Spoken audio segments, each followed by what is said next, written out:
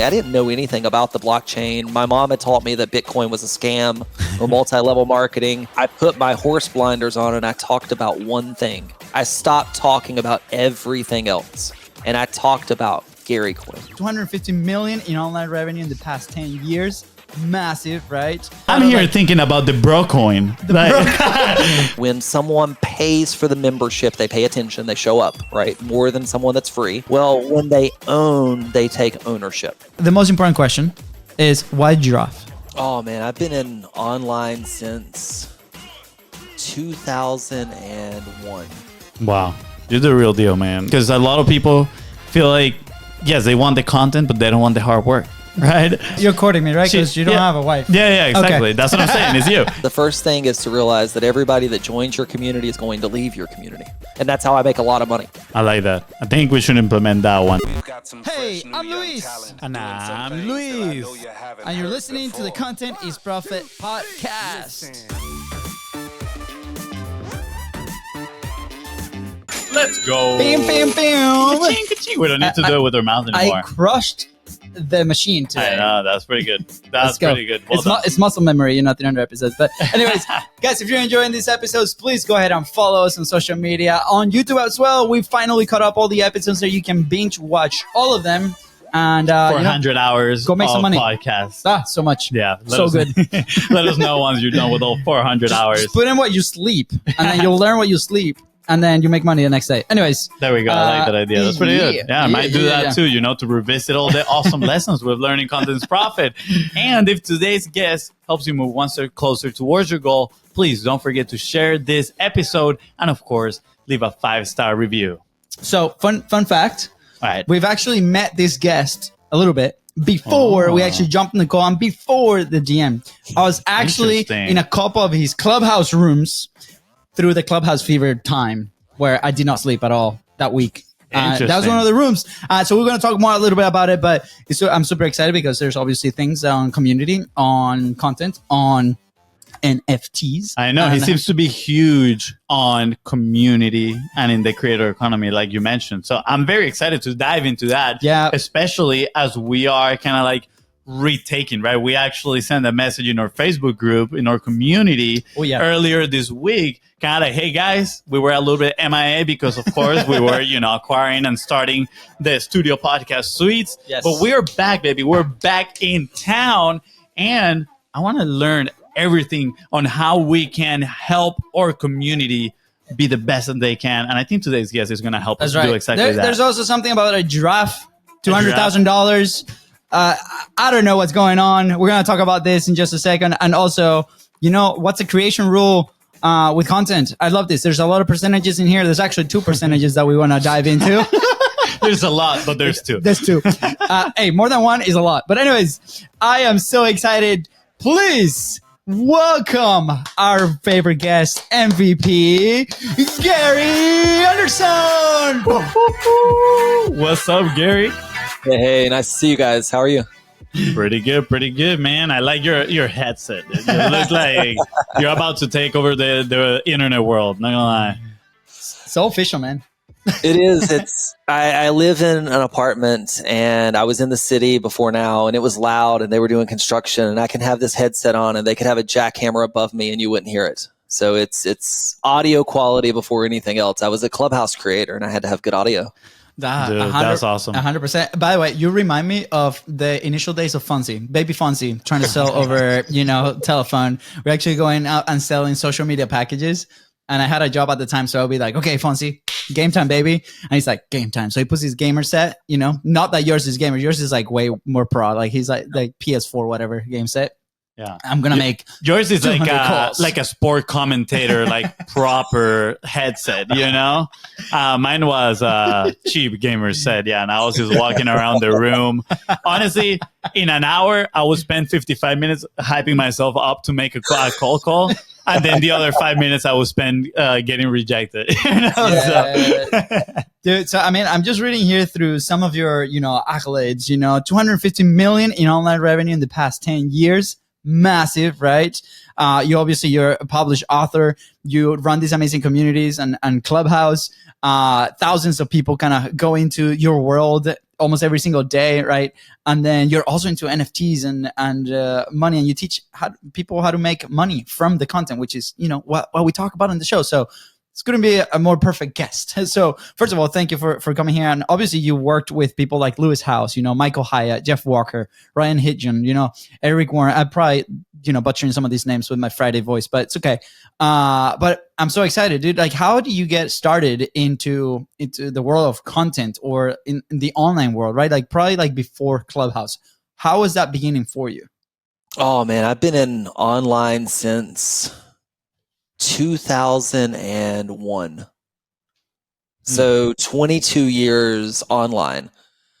My first foray was we had the typos and the misspells of eBay and Hotmail. So when you went to go back to like 2001, and when you went to email people, it was the day when you just hit the forward button and you CC'd everyone. We didn't even have BCCs. Well, we had the misspell of Hotmail. So if you go to type in Hotmail, HOTMAIL, we were IAL. And we got a ton of emails. And I wrote ethical spamming software. And what I did is if you would have emailed and you had a typo and I got your email, I scraped every email address out of there. I corrected the one you messed up. I forwarded the original email and spoofed it to make it look like it came from you, so you never knew you had a typo, so I kept getting all your emails. And then I categorized what you were talking about, and we had data. And we had a data company before it was against the law to spam. So that's like early days for me, like early days for me. You started very, very early, like in the internet world, right? Like, were you doing this manual work? Like, how did those like early skills? And we talk about, we hear Alex Hormozi, for example, talking about skill like stacking, for example. And for us, that has been something that we paid a lot of attention into with like de-editing, project management, automations, like all these things involving our agency work and now are like our brick and mortar, right? How do those like? What are those skills that you acquire early on that helped you move and execute on the position that you are now, right? With those millions of dollars that you guys have been able to create and helping all these amazing entrepreneurs. Yeah. So I think the first skill that I got was when I was in middle school, like early on, I bought my first computer and I started an online community. So this was mid to early 90s, right? I was born in 81. So we're probably 92, 93, 94. I bought a Packard Bell computer. I worked at a family restaurant for the summer. My mom worked as well. I was a single parent kid. My mom was a school teacher. We didn't have much money. Yeah. She worked and I worked in a family restaurant and we bought a computer. And when my friends wanted their extra phone line to talk to their girlfriends, I wanted the extra phone line because I had a modem in my computer. And my friends dialed into my computer and played games on my computer. And then I would dial to theirs and play games. So I was running an online community in the early 90s. Interesting. So communities was right off the bat your thing, right? And I just mentioned earlier, like my coach, Kaylee Richardson, she's probably your neighbor. Who knows? you might know her, but she might be. I don't know. And we had a couple of sessions like where it's like, where is all this passion for content and your message kind of coming from, right? Because we have an event, we're gonna go to a podcast movement at the end of the month, and we're speaking on stage, and part of it is like, how do we connect with people, right? That has been one of the objectives, and it's like diving deep in the past, right? Of like, why are we so passionate about this? So why are you so passionate about community? You started early. Was it natural to you, or you're like, I just want to bring people together, right? What was that? I don't know that it was bring people together, but I was an only child. And I remember my mom was putting herself through a master's degree and she was about 2 hours away. I played basketball and stuff, but I would end up at home. My mom would go like 2 hours to go to classes. So I was at home and I just kind of got bored. I wasn't into the normal stuff. My friends had started to like smoke cigarettes or do drugs. I mean, this was middle school in the early 90s. Yeah. Like going into high school, that wasn't me. So I was looking for friends. Looking for community, looking for that. And I found it online. I don't know if you all remember, but like there was these old IRC chats and I was in these IRC chats talking to people. And I found community on the internet. And for me, that was that early drive was connection, community, people to like-minded people that thought differently. Like, I mean, my mom was great, but she was a school teacher and I wanted to be an entrepreneur and I had no one around me like that. So I needed to find someone else. Yeah. That's so interesting. I'm curious. I mean, of course, clearly you had that need, right? That need for community. Did you ever thought about it in terms of, if I cultivate this, you know, the ability to create, nurture communities, is that going to turn into some sort of business in the future? Or do you have the foresight to say, wow, this is where the world is going, right? Because honestly, that's what it is right now. I feel like everything online is just segmented into these like tiny communities with like very similar interests, right? And you have, you know, people like, for example, Gary Vaynerchuk, that they are pretty vocal about community. You are extremely vocal about community, right? And I'm curious, when did you had that epiphany in sense, or you just decided this is what I like, I'm always going to have a community, and then the time caught up to you? Yeah, that's a great question. So I think a couple of points in my life. In maybe 2007, I was vice president of marketing and business development for a sports camp company. And I learned what community was as we ran football camps coast to coast throughout the US. And I learned how to build community in a week and how to build these teams and build this energy together and create these lifetime experiences for kids. Wow. So I learned that. Then fast forward, when I started working with entrepreneurs, my clients were like Lewis Howes, and we built Inner Circle, which had over 2,000 monthly paying members. We worked with Carrie Green that had Female Entrepreneur Association. She had over 5,000 members. Yeah. You know, we worked with creators that had huge communities. So I started to feel what that was like, and I liked it. I liked the income opportunity of it. I liked having the true fans around you. I liked when you posted on Instagram, they were always there. With Lewis, we started doing Summit of Greatness. So I watched like the community come together in Columbus, Ohio, and come into the room with him. And he started, I mean, almost the podcast live. So I watched all this stuff come to life. Yeah. And when I started to build my brand, I said that has to be a core component of what I build. Absolutely. That is really cool. And it makes me think, right, like right now at this point, I think it would be a good moment to share some of what we call hashtag golden boulders, right? They're just like golden nuggets, but way bigger. Yes. So why don't you share some of the golden boulders on community building, right? That maybe some, not just strategies, because strategies can change. There's plenty of strategies that people can implement, but what are some of those core principles that people can take with them, and regardless of the platform, right? Regardless of the times, the demand, etc., they're able to implement these principles and start building their audience and nurturing them, and eventually, right, finding the right people that are going to invest in them and their business. Yeah, so I can give you two that are great. You always have to be yourself. And in order to grow community, you have to scale intimacy. And the way you scale intimacy is people, many people building a relationship with you. It's not about you building a relationship with many people. And community creators have to realize my job is to be vulnerable and intimate and tell the stories in platforms that can scale. Your job as a listener or a fan is to be able to feel like you get to know me through that journey. And it's hard because a lot of times we put content out, right, that we think will serve our audience, but it doesn't build a relationship with us, the creator. So we never get to scale intimacy and communities and intimate relationship together. So interesting. I'm going back, right? The last, maybe we've been playing this game for maybe like 7 years now, right? But on content specifically, 3 years since the show really started. That's when we really dove in full into this. And I can picture like what you're saying, right? Like you produce all this content, right? Whether the podcast for us has been a way to connect with incredible entrepreneurs, incredible people, right? And build our personal network, right? We also have a community, which is the one that Fonzie mentioned on Facebook. It started with a challenge, right? And we've kind of neglected it a little bit, in part because it felt like a really big task, right? To be like, how do we maintain this? How do we provide value here? apart from the podcast, right? What's valuable? We've asked, and then for some reason, same thing. Like we talk about this concept of publishing pyramid, right? And it's based on your capacity, resources.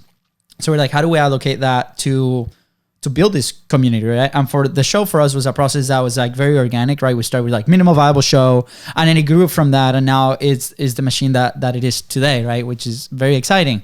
So like, man, like that took a while, right? So just the sheer thought of like, this is gonna be like 2, 3 years, 4, 5 years, right? It's something that, of course, we do accept, but what's something tactical that people in that position can do, right? Like I'm asking for ourselves, and I'm asking for a lot of the people that are in our community that listen to our show. Selfishly asking? 100%, 100%. And it's like, there's a lot of people that are in our same position maybe 2, 3 years ago, right? That are building their groups of people. I mean, just an example is we have this amazing lady that jumped in a workshop with us, and she has a brick and mortar store in Colorado for cannabis in the cannabis industry, right? And there's a lot of people that's very niche into that, and she's building this local community.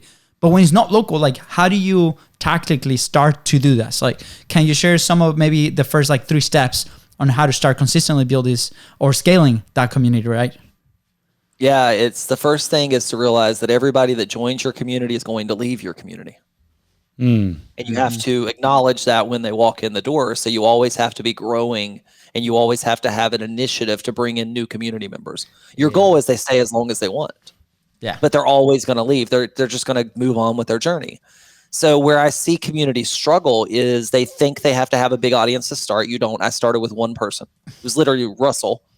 And I came up with a value proposition, which said, I'll coach you for free if you join my community. Every week, I'll do an Ask Me Anything session. And I started one by one growing my community because I had something in the community that they wanted to be part of. Yeah. So they didn't want to join the community. They wanted the coaching with me.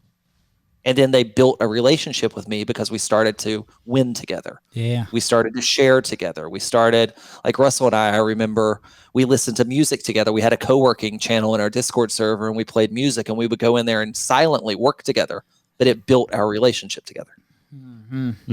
I like that. I think we should implement that one. I think you should implement that. Silent work hours. That'll be so good. Actually, it's a little bit of a tangent, but it reminds me in 2020, there was actually a business that came out that would do that. And I think it grew massively. I don't know the numbers off the top of my head, but all they would do was literally put people in like a Zoom room, and it was for working. Like people would just jump in there and work. And we actually had this conversation the other day where you were telling me like, dude, when I'm alone, it's so difficult to focus. And lately, my wife have been coming at night into the office, and you're quoting me, right? Because you don't have a wife. Yeah, exactly. Okay. That's what I'm saying. It's you. It's like she sits down and she does her thing, and I really focus because I don't know, just the fact that she's in there, and I'm like, yep, I feel the same way because when I'm alone, I'm like so unproductive. I need to like get myself next to people. Here's the issue with Fonzie, Gary. Like we'll have to mute his computer no matter what. Like we'll have to do like a back end trick because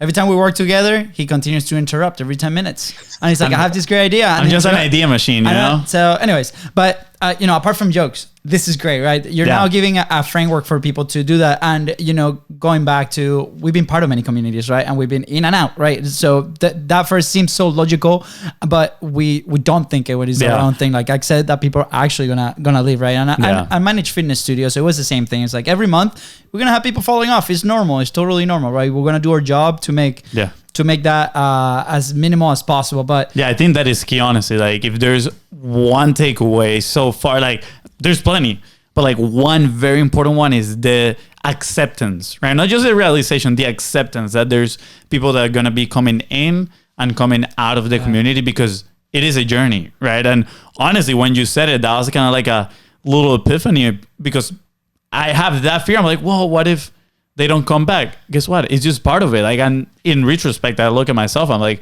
I've joined, I don't know how many communities, right? And some of them I joined for a day or two, and then I'm like, and I leave. And some of them I've been in their community for months. Yeah. By the way, shout out to our producer Mava. She puts in there. Fun fact: that's actually called buddy doubling, which is great. Awesome. That's a good fact. Wait, what is called buddy doubling? Working together. Like you kind of model what the other person is doing. Interesting. Yeah, interesting. Yo, shout out to Mava, by the way. I love having a producer in here. Love you, Mava. Yeah. Gary, I do have a question, and honestly, this one is, I'm guessing you saw the value. You've been involved in tech for a while now, clearly. Yep. So obviously, when Clubhouse came in, Clubhouse represented the opportunity to probably scale communities in a massive way. But I feel like also around that time, there was this whole blockchain, Bitcoin, right? And, all this talk. And I feel like you saw some sort of potential in there and combined them both, right? And you created your own token, and I think you pair that with your communities and whatnot. Why don't we go a little bit there? Because I feel like we can. I'm not saying that people need to create a token for their community, but I think there's lessons in spotting these opportunities, right? Like you just did, but at the same time, trying to see how you can innovate inside of your own community. Yeah, most definitely. So the challenge that I had when I was working with Lewis Howes and all of our other clients, when we had community, we actually had a paid membership. We didn't have a community. So we had an opportunity for people to pay us every month, and we had a value exchange every single month. And every month we would get a normal attrition rate, like normally, right? Just people just cancel. Yeah. And every month we would have to go and get new people to just stay flat. And what I saw happening is when they canceled, there was a negative receptor that went off in their brain. I watched it, and I don't have the tactical data, but I watched that person that was in the community paying, always engaging on social media. And then when they canceled, for whatever reason, credit card declined, life changed, they stopped engaging on social media. They pulled back. Interesting. So when I started to build, I wanted to build differently. I didn't know anything about the blockchain. My mom had taught me that Bitcoin was a scam or multi-level marketing. I didn't get in it early, but I learned of this company called Rally. I didn't know anything about them, but I knew Peter Shankman. And I don't know, do you all know Peter Shankman? We do not know Peter. Okay, so Peter founded a company called Haro, Help a Reporter Out. Okay, yeah. Or you've heard of that company. Yeah. He wrote, didn't he write a book, Free PR? With kind of like co-authored Free PR. Got it. So he wrote a couple books. I've known Peter since 2013. He came and spoke at an event for me. So I was looking on this platform and I saw the Shank coin. I was like, well, that's Peter. So I reached out and I said, what is this and what's it doing? And he said, well, I don't really understand it and I don't know, but I trust the company. And I trust Peter. I'd known him for 10 years. Yeah. So I said, well, I trust the company by proxy because Peter does. So I shot my shot publicly on Clubhouse. I said, can I get a token? I didn't know why I needed one. I just had this feeling that I needed one. Yeah. So I told them, I said, I'm writing a book on Clubhouse and I'll gamify my book with a token. I had no clue what I was talking about. And they said, yes. And I said, wow, this is really cool. Yeah. And I looked at my wife and I said, this is going to change the way we do business. And I didn't know why. So this was March of 2021. In April of 2021, I met a co-founder. We started building tech. And I started to learn that when someone pays for the membership, they pay attention, they show up, right? More than someone that's free. Yeah. We've heard that probably a lot. When people pay, they pay attention. Yeah. Well, when they own, they take ownership. And it's no longer about me. They own the token. So they were showing up and welcoming all the new members. They were making sure the room was cleaned up at the end of the day. They were wanting to delete the bad comments that were in the chat because spam came in.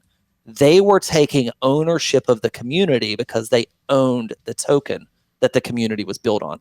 And it was an absolute game changer for me. Interesting. So it was kind of like it's in a way, and I don't know if this is correct, but this is how I'm seeing it. Kind of like they're owning some stock part of a company. Like the community becomes like its own company by them buying a stock. Now they by them buying a token is kind of like the equivalent of them having stock investment into that. Not not stock, and we don't want to go down an investment path, but they have the currency that's needed to play in the community.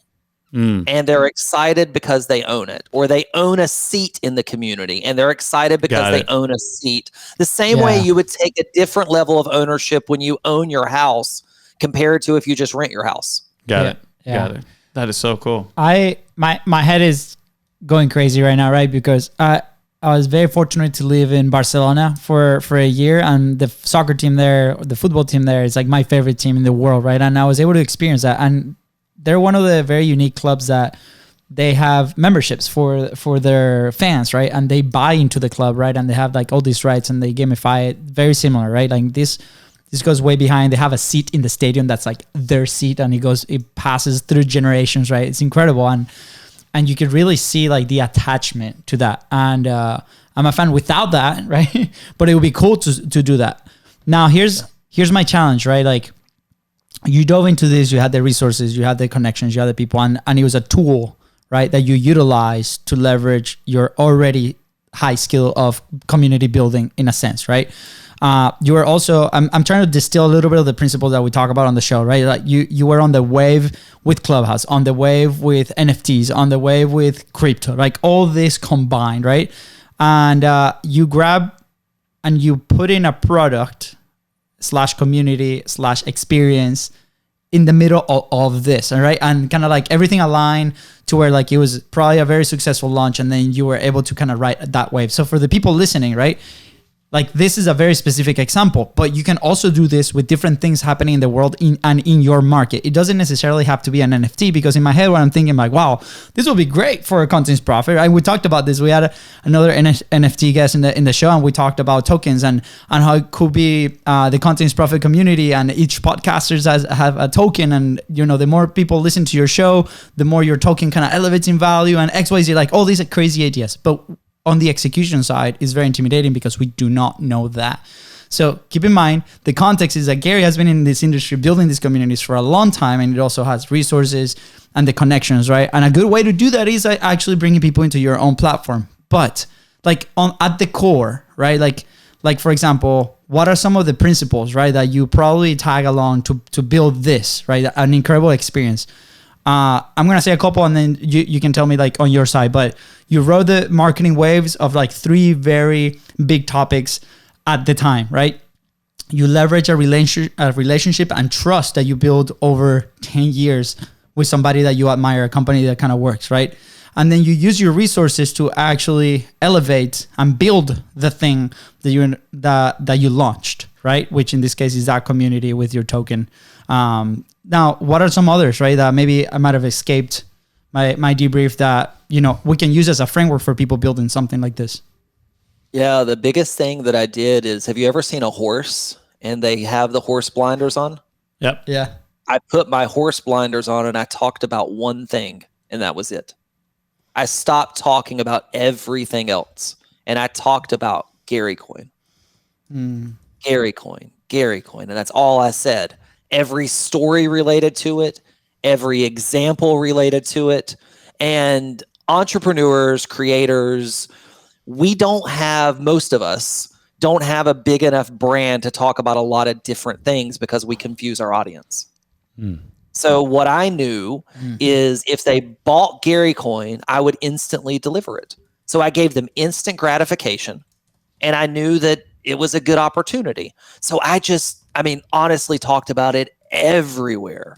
And that was the game changer for me. Yeah. Yes, I was early in Clubhouse, and yes, I was riding a wave with NFTs and crypto and all those things, but anything that I did and I just put that level of focus into all of my effort and energy, I would have won on at that time. Yeah. Because every other time in my life, I've had 18 things in the air. Yeah. How frequent were you on your message, right? And that you are online every single day, multiple hours, right? And this is a conversation that we have with a lot of the creators that come into a community. Whenever we go speak somewhere else, it's like they obviously are business owners / operators / marketers / a lot of people are starting, right? You wear multiple hats, and then if you have a company, then same time, like you have all these your attention gets divided, right? And for us, when we made the podcast a priority 3 times a week, that's when we like achieve consistency and then also frequency, right? So I think those two things are very key when it comes to like content and spreading your message that was in sync with all these things. How you have a framework here with the two percentages that we teased, right? How do you approach content on frequency and consistency? And then if you can share some stuff that you're doing today. Yeah, for me, content's interesting. I spend about 20% of my time creating content and 80% of my time promoting the content that was created. Mm-hmm. So creators in my world just go create new content. They never spend the time promoting the content that's out there. So I'm of a different camp. I believe that you should create less and promote more. And that's what I did. So I ran the same content over and over and over again, and I grew a new audience of people to consume the same content. Instead of always, go for it. No, I was going to ask, like, how do you promote, right? Because that might mean different things for different people, right? It might be organic. It might be in a platform. We talk about the same topic. It could be email marketing. Like, for you specifically, what are some of the things that you did? Yeah. So like on Clubhouse, for example, if I was going to run a room this evening about the 7 ways to make money, I would spend my morning hitting everyone else's room and giving one way and teasing that I was going to have 7 ways that night, dropping my link in the DMs to people and asking them to come to my room, telling them to click on my profile and click and come to the next room. If it's a podcast, for example, and I was going to drop a podcast, I would have spent time and energy on the content that went around it, the write-up that went around it, the memes that went around it, the promotion that went around it, to make sure that I got leverage out of the piece of content that I created. Yeah, that's good. Ooh. Yeah, absolutely. We've talked about that. We have a little concept, kind of like the 1-to-1, which is spend the same amount that you time creating, promoting what you're doing, right? But if I'm being honest, we haven't gotten very tactical. Your correction. Yeah. Fact check. Well, 1-on-1, it started as consume and create, but also we've talked about create, promote. So it will be the 1-to-1-to-1. I'm gonna have to update that ratio right there. But I'm so curious about this, and maybe this might be a conversation for another day. But I'm curious also on, because you mentioned a paid membership is not the same as a community, right? In a way. And now, obviously, the paid membership, they're paying monthly. So as a business model for, the person that has that community / membership, they are, getting revenue out of that community. Now, with an token, it's a one-time investment for the ownership, right, of, being part of that community. How's that on the business model side for you? Like, obviously they're buying access to the community, but now you don't have that recurrent membership. Are you cultivating that, and then out of there you're getting other sort of businesses? I'm so curious. Obviously there's a lot of nuance too. I know for like NFTs and tokens, you probably got like some contracts in there, like if they sell it you get a percentage, etc. I'm not sure, but I'm curious to know, what is your business model with that? Yeah, I think that's a great question. So with the tokens, we get a 10% royalty every time they sell. So the more people hold the tokens, the less supply, which typically means the more valuable they become. If there's 100 tokens and there's 90 people that really want to be there, then there's only 10 available. And when 10 more people come, there's none available, and the price goes up because no one's willing to sell. 10% of a lot is better than 10% of a little. Yeah. So that's a concept there. But beyond that, I really believe in a community should be like a cruise ship. And have either of you ever been on a cruise ship? Oh yeah. Yeah. Love it. So favorite vacation mode. They're great, right? You get a lot of amazing things on that cruise ship. But there's also a lot of things that you can pay extra for. Like if you want to go to the spa, or if you want to go to the steakhouse for dinner, or if you want to buy alcohol, right? So there's these extra things. So what I think is your community, your core membership of your community, should get you onto the cruise ship. You should have an amazing experience, but there should be other things that you can upgrade from there if you choose to do so. Yeah. To enhance what that is. And that's how I make a lot of money. Yeah. I upgrade experiences while they're in the community. Yeah. That you're pretty good with metaphors, by the way. That was a really good metaphor right there. Yeah, I find it interesting. At the same time, my first thought is, I don't know if the right word is kind of like counterintuitive in a way, but sounds like the more you get for people to hold right? So to stay in your community, the more valuable it becomes, the token. But at the same time, if they're holding it, they're not selling that, you're not getting the royalty, right? So I feel like there's this like dichotomy somewhere in there, some challenge, right? And I don't know, maybe I'm missing something, because you right now, for those listening, you're shaking your head side to side saying no, right? So I'm curious, what are you thinking right now?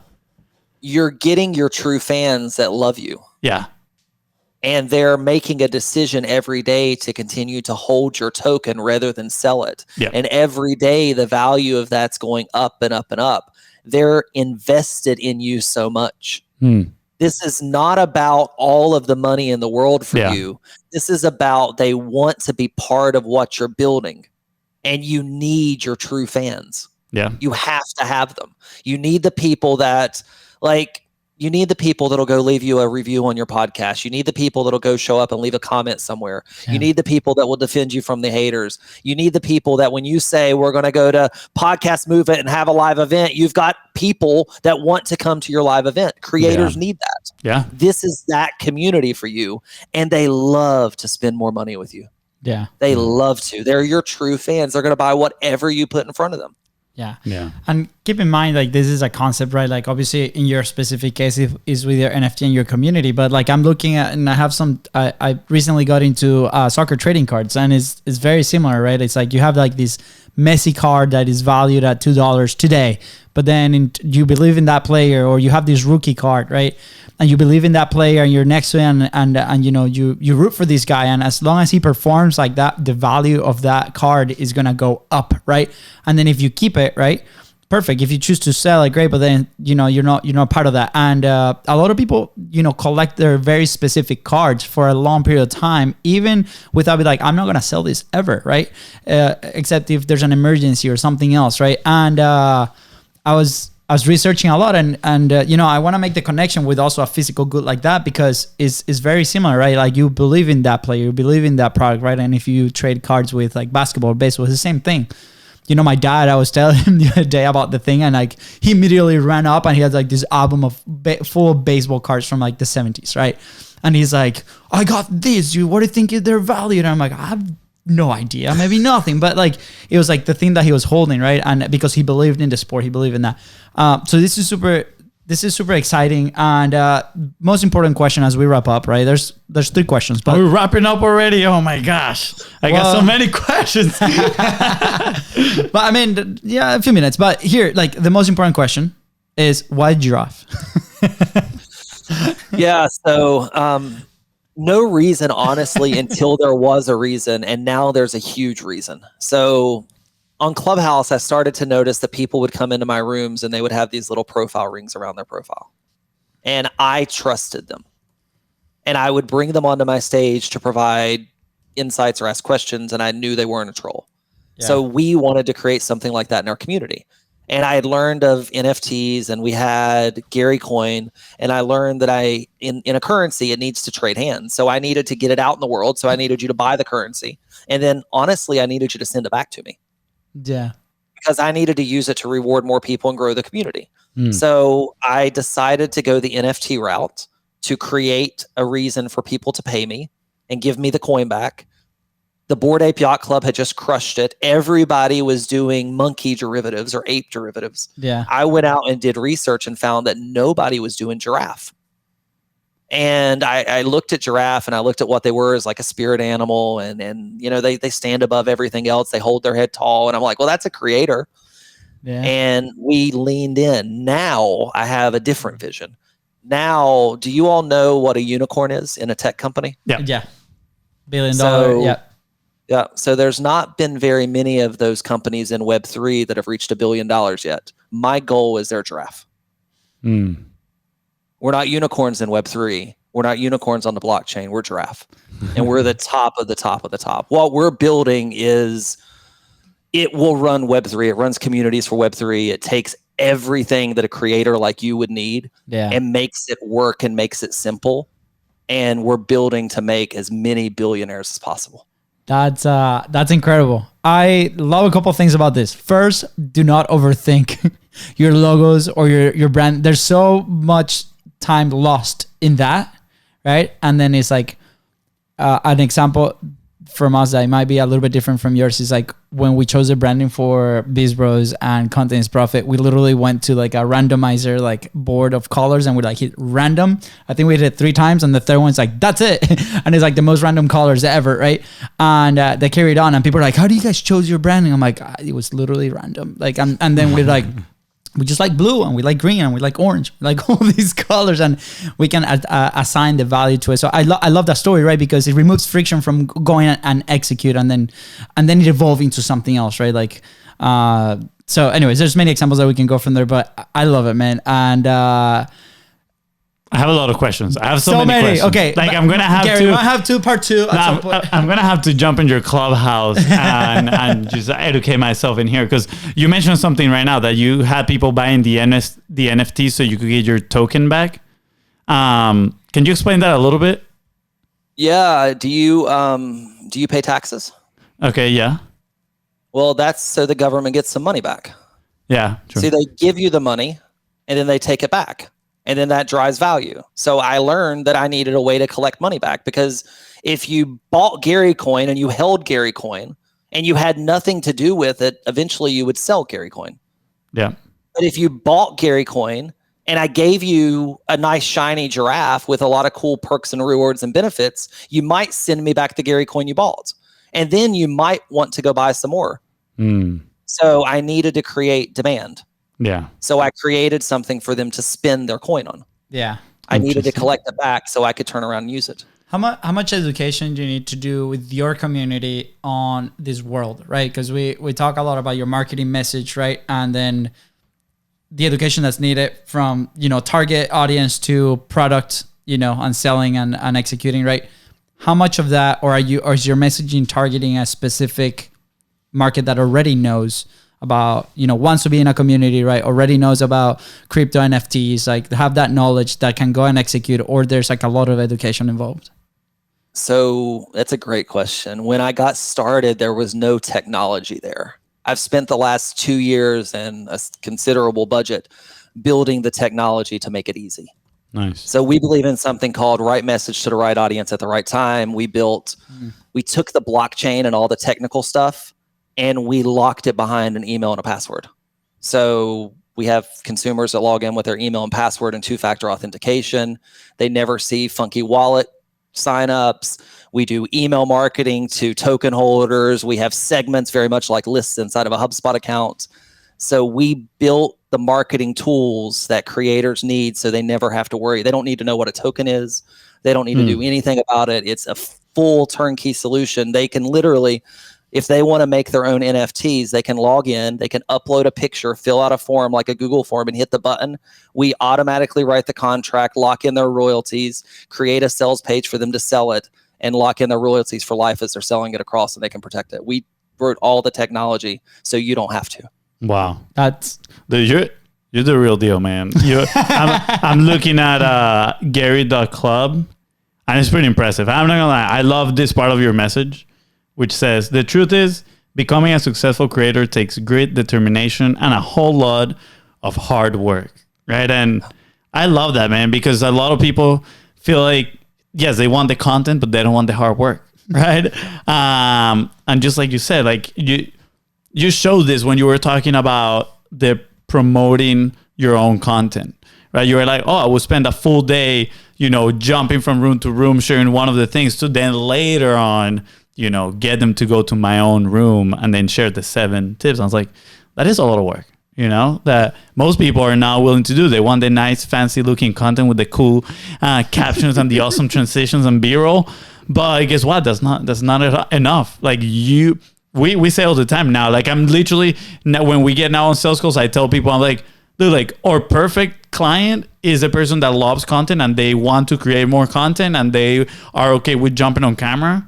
Like, sure, we'll provide the fractional content team and the editors and designers to like beef this up and make it super nice. But you need to want to create content, because if not, it's not a good mix. So I love that you have that in your community, and I'm definitely gonna dive into more of your website, try to learn it. But I love the fact that you also thought about how do I decrease the friction, and we talk about that all the time, right? And you just mentioned like they don't need to know what the token is, like all these things. Like we just make it easy for them to join and be part of the community. And I think that is absolutely amazing. So many lessons in there. We reward them daily. We reward them daily as well, because we know creators need to take action. Yep. So we have something called proof of work, and every day in our community, creators fill out a form. We ask them 2 questions. Did you grow your audience today? Did you make money today? We ask them what they did, anything they want. They just add in what they did. How hard did they work on a scale of 1 to 5 and hit the submit button? And every day they hit that, we give them Gary Coin as a reward every day. Wow. So every single day, creators in my community are getting paid, because when you join my community, I'm here to help you make money. And if you don't create, if you don't do work, if you don't grow your audience, you're never going to make money. So we reward you every day through the process. That is so cool, dude. That Gary, is amazing. When are you launching the white label version of this? Yeah. So what if that's our business? We help communities like you create your own tokens and create your own gamified ecosystems and figure out what winning and rewards looks like. That's what we've built. We have to talk. After this, we're gonna go to Puerto Rico, and we're gonna. Why'd you say it like that? You're not Puerto Rico, and we're gonna have. I don't know. We're gonna go and drink some coconut water, and we're gonna talk about community. I'll take a regular Coke. It's fine. Nah, the coconut water. That's what's up. But because I'm thinking. One of the main reasons why we started our community was to do what we call 45 live, which is everybody that joined, it was you're going to have to go live for 45 days in a row. And we have this whole thing. Like we had like a bingo card with challenges. Like you got to go live in a public place. You got to go live with somebody else. You got to collaborate. Like it was a game, right? We gamified in a way, but the reward was... First, obviously, the intrinsic value of like, hey, look, I'm creating, you're making progress. Sure, and we would like highlight it in the group. But also, the prize per se was at the end, everybody that finishes a 45 live will do like a raffle, and we had like prizes and stuff, which is cool to an extent. But the fact that everybody that takes action can get rewarded, I think that is amazing. Yeah. That is so freaking cool in helping people move forward. So I'm here thinking about the bro coin. Maybe not. There's a lot of stigma around the bro marketing, all that stuff, right? So we're going to have to find another name, but I think it's cool. We're going to have to think about another animal. I don't know if there's koalas. Bro, I love koalas. The bison, bro. What's up? The bisons are cool too. Yeah. We'll have to think about Gary, that. This has been so exciting. We experienced the 10-day bump. That's what it was. Like after 10 days, that's when we saw the majority of the community kind of like, this is hard, right? And it's like, man, like if you see those indicators, right, and inside of your community, what are those indicators that add friction to your community so you can solve those and continue to like ride smooth? It's like, okay, day 10, right? That's your first like big milestone. What can we do? And so exciting. So yes, we'll have to like chat more. It's so exciting for you listening. What are some ideas that you have around community, around, what Gary shared today? Are you building one? Do you want to get in contact with them? We're going to leave all the links right below, right? If you're part of our community, what do you want to see? Do you want to see like 5-day podcast challenge? You want to do the 45 live? What do you want to do? Because we're so excited now with the studio. It's super awesome. We're going to be able to conduct all those. But dude. Wait, before we leave, I have like 2 random questions. Well, he said I have some time, but not that much. I know. He's like, this guy's like too much. This guy's like too much. All right, Gary, first question, random, is first, how do you secure that domain? Digitalmarketing.org. That's huge. It is a huge domain name. I paid $5,000 for it years ago. I reached out to the guy who owned it, and he wasn't doing anything with it. And I pitched my idea, and he had turned everybody else down. He liked my concept for it. And I said, I'm going to turn it into a great domain name with great digital marketing content. And we delivered. That is so cool. Can we hear part of the pitch, or is it like confidential? No, that was literally my pitch. As I said, I don't have much money. I have like $5,000. That's all I've got. But I'd love to have the domain name. It was called Interactivity Marketing. I said, I'm going to rebrand my website, my company. This is what we do. I want a blog post. I want to provide content. And he wrote me back and he said, I forget where he lived. It wasn't in the US. And he said, I've never wanted to sell this to anybody, but I like what you're going to do with it. Wow. So I sold it to him, and then it was like a month later, Ryan Dice reached out and tried to buy it from Digital Marketer, and we told Ryan no way. And we've Wow. You're like $5 million. We offered 6 figures for it, but it's just kind of cool and it's kind of a fun flex. So I just like to keep it. Yeah. It is awesome. And so when I saw the domain, I was like, what? Yeah. I was like, what's up? That's awesome. And then the other question is, I see here, I landed into socialconnector.io. Is that your company as well? Yeah. Yeah. That's our community company that runs all the communities. So Social Connector is the technology. Gary Club is the first client of the technology. Got it. Because you mentioned Rally, and I was looking Rally, and I saw some news in there that like Rally ceases to operate, something like that. Like I think they left. So then you decided to create your own company. What we talked about, right? Your own tech and all that stuff. And then Gary Coin was the first one of those. And then is this open for people that might be interested in, working with you and launching their community, just like what we talk about right now? They go to socialconnector.io.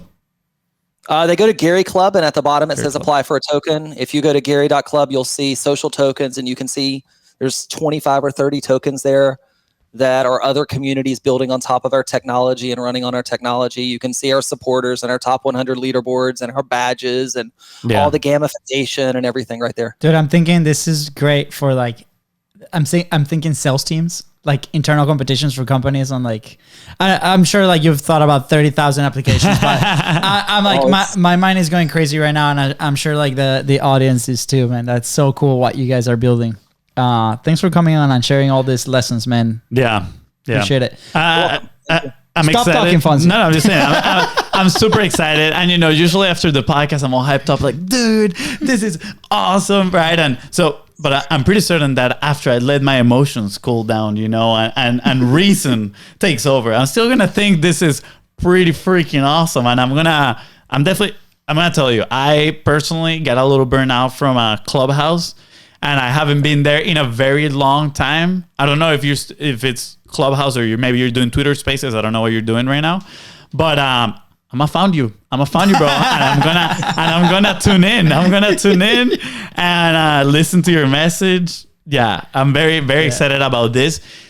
I just think it's such a rewarding feeling to be able to see the progress of the people in your community, right? Like, I was so excited when we did the 45 Live because every day we had a report, right? On the Facebook group, we had a post would come in that said let's say day 27 out of 45, share your link for the content that you created under here. And then we were keeping track of everybody, pretty much like your submit.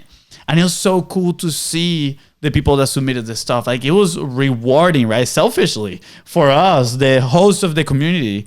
It was so freaking rewarding. It really motivated me to like keep going, right? We were doing 2 times a week. We were doing classes during that 45 Live for everybody. And then after that, I remember that I was like, well, now what? Right? Right? It's like, what's next? And that's, I feel like, when the community kind of like, we started putting our attention somewhere else and doing other things. And I think this is a really cool concept because it's rewarding for everybody involved in there. So thank you, man. Appreciate it. You ignited something fun. So can't wait. I'm sure like this, we'll continue to chat, throughout the year. So Garrett, you have 2 brothers now, in Jacksonville, Florida, but Venezuelans too. Last question of the show: where will you be if you never publish content? Behind the scenes, helping somebody else publish theirs. Interesting. I did it for years. Yeah. I did it for years. It's getting messages out to the world, changing the way that kids look at success. It's not a doctor or an attorney. It's fine if that's what you want to be, but there's a different path to success. And there's a lot of people out here that can help you with that. So if I wasn't publishing my content, I would be helping you publish yours. Nice. I love it. Thank you, man. This was awesome for us. I hope it was the same for you. Audience, let us know. People listening, people watching, let us know. Did Gary gonna blew your minds today? To us, it did. We had to grab the squeegee. Oh my gosh, do you want that joke? He says that joke. I'm not kidding right now. When he was saying he blew our minds, in my mind, I was like, I bet he's gonna say this joke right now, and he said, "There's people that are listening to this for the first time ever, and they're gonna listen to that joke for the first time ever." Anyways, Gary, any last thoughts that you want to share before we head out? This has been great. Thank you guys so much. It's been a blast. Absolutely. Thank you, brother. We'll see you in Puerto Rico. Yes. With that said, guys, thank you so much for tuning into the Contents Profit Podcast. Go ahead and follow the show in your favorite podcasting platform and on social media at BizBrosCo. That is right. And Gary here help you move one step closer to your dream community. Please don't forget to share this episode and leave a 5-star review. See ya. Bye, guys.